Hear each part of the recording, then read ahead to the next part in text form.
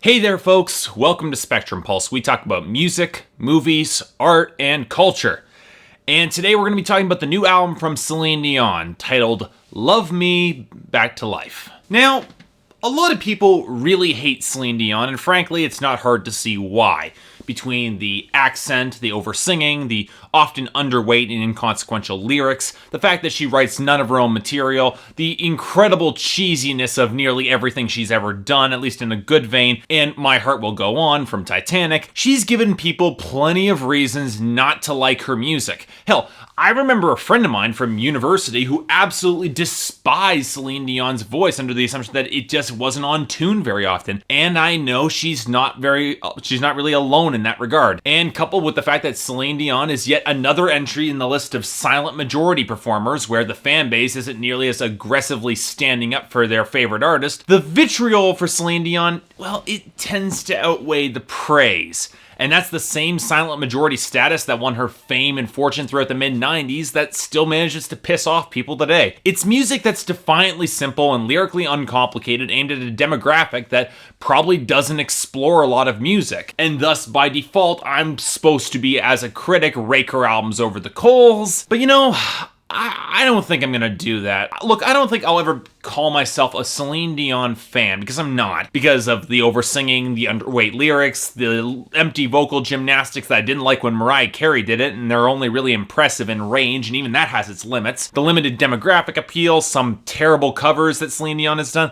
But look, I'm sorry, I just can't muster up the hate for her. For one, I think she has a beautiful voice that is capable of working across a wide emotional range when she really tries, and she often does deliver. The emotional undercurrent can really resonate, even though, despite it can be kind of cheesy. There is such a thing as doing simple things right, and to me, the closest analog to Celine Dion in another genre would probably be Andrew WK. Sure, his music is dumb in the absolute extreme and extremely basic in its composition and its designed appeal, but it nails the basics damn near perfectly and can still sound kind of incredibly awesome at a visceral level. If anything, that's the key to Celine Dion's demographic appeal. She's never going to deliver an album that's with incredible complexity or is overloaded with nuance, but she gets the basics incredibly well, and she can manage to tug on the emotional heartstrings of her audience. She understands that audience, and she can speak to them extremely effectively. For me, her albums tend to be make or break on the songwriting and the performance.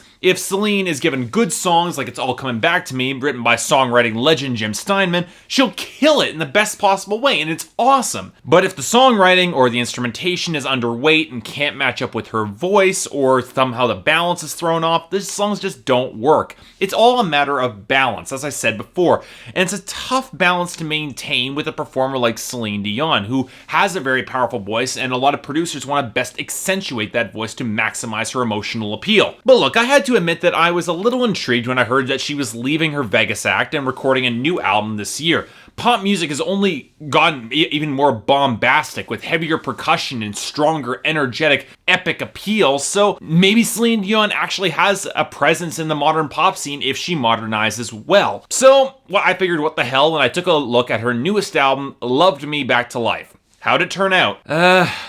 Well, it exists. It's not particularly good, but look, there's enough good elements on it that redeems it from being aggressively bad in any way. In comparison with the rest of Celine Dion's albums, it's far from her best, mostly because it very much does not play to her strengths as an artist. I honestly can't see this album roping in any new fans. If anything, I think the shift in direction will probably alienate some of her existing fan base, and that's probably the last thing she wants for a comeback album. And really, it's a good thing that Celine Dion is as strong a performer as she is. Otherwise, this album could have been a very serious blow to her career. Oh, okay, so let's start with the high points, and that list pretty much begins and ends with Celine Dion. She sounds pretty good on this album, mostly because she's still a very good singer and she has solid vocal delivery. I just wish that she had been given songs that played to that advantage and her ability to belt and were willing to push her at all, because any hints of bombast are completely muted and played significantly more classy, arguably to her detriment. There aren't a lot of big emotions brought forward on the forefront of this album,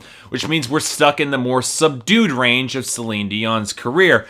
And sure, she can sing it, but she doesn't stand out against the crowd in that range. At times, she attempts to add something of a husky, Amy Winehouse-esque styling to her voice, and frankly, well, she's not really that good at it. That's mostly linked to a very odd sexlessness to her album, which comes through in her delivery. And when you have guest stars like Neo and Stevie Wonder, you have to work pretty damn hard to sound sexless. And that takes us straight to the biggest issue with this album, the production. At its best, it's mediocre, but at worst, it's goddamn terrible across the board, and it's the big reason why this album completely fails to land any sort of impact with me. And considering that this is Celine Dion's 11th album in English, you would think that they'd have this formula down perfect by now. Where to even start? Well, you know what, I think a good place to begin with this is in the vocal production, which seems specifically calibrated to lower Celine Dion's volume and push her towards the back of the mix whenever she starts to belt, which, sure, you need to do some of that with singers like Celine, otherwise they overwhelm the mix. But it shouldn't be this obvious where the modulation is. On top of that, the mic pickout bottoms out far more often than it should, which leads to Celine Dion's voice sounding constrained, and even as it overpowers the microphone. And who the hell was the imbecile who thought that adding obviously synthetic sounding background singers, an abusive echo, and goddamn auto-tune was necessary for Celine Dion? Her voice is her biggest selling point. Why would you think distracting from it was anywhere close to a good idea? On top of that, the instrumentation is almost uniformly underwhelming. At best, she goes to her adult contemporary vibe where she's at least decent with piano and light acoustic guitar, and it's inoffensive enough. It's not interesting, but it's inoffensive. But none of the songs have a hook that I'll remember a day or two after listening to this album. No, the ones I'll probably end up remembering are the distinctly synthetic modern pop songs where there might be some bombast, but there's also a very big problem. The synths and melody choices that they made here do not fit well with Celine Dion's voice, at least on these particular songs. If Celine Dion was trying to go for a more harder edge song with a little bit more anger and vitriol, it would make more sense, but in contrast with her fluttery and flighty and more classy down-key delivery, they come across as too rough and yet somehow without the high-energy bombast that modern pop can occasionally deliver. This is an issue of production mostly. If she was trying to escape the adult contemporary genre, well, she fails that because the latter half of her album is entirely there, but why didn't her producers and songwriters find material that better suit her delivery? Instead of coming across as reinvigorated and able to step into the mainstream, she comes across as bland and interchangeable with a whole selection of new modern pop stars. But as it is, there are too many exposed edges in modern pop production. It sounds a little bit too harsh in contrast with her voice, and just clashes very badly with Celine Dion's cleaner delivery. And you know, this would all be significantly more tolerable if the lyrics were anywhere close to good, or if the songs were remotely memorable. But nope, we get a whole slew of new tracks from Celine Dion that would at best comprise album filler.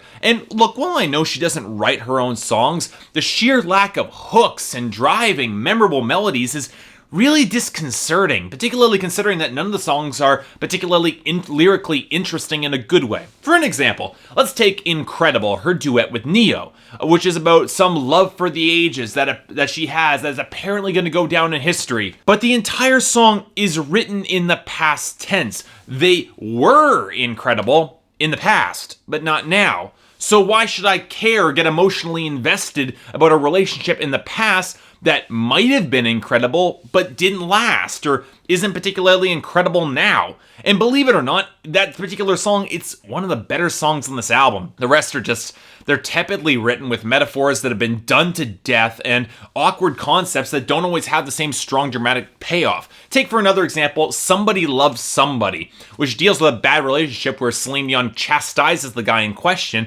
for not behaving as he should, acting in ways that you shouldn't when somebody loves somebody. But without a clear use of intimate pronouns, I just don't get a clear feel for the stakes, and the song just doesn't feel personal. It doesn't grip me. Indeed, that's probably my biggest issue with this album. It doesn't feel personal. It doesn't feel like it's coming from a real place for Celine Dion, and it just doesn't resonate with me, at least not in the ways that older Celine Dion songs have. Sure, part of it is an issue with the production muting the impact, but the songwriting is haphazard in quality, and none of the covers really connected either. In fact, they all felt rather token. And as somebody who does feature herself somewhat of a hapless romantic and who can actually tolerate Celine Dion, that's a really big problem. Look, in the end, I don't know who this album is for because it's pretty much a wash for me. With the attempts at modernization, Celine Dion clearly wants to sound fresh and invigorated, but look, I can't see her larger, older audience buying into it unless they're invested into a more modern sound, and look, most won't be. And she's not going to win fans with this album because the songs aren't catchy enough, the instrumentation doesn't pop nearly as well as it should, and Celine Dion doesn't really have a younger cult of personality. And while most people won't notice or care about the production issues with this album, at least that I would pick up on,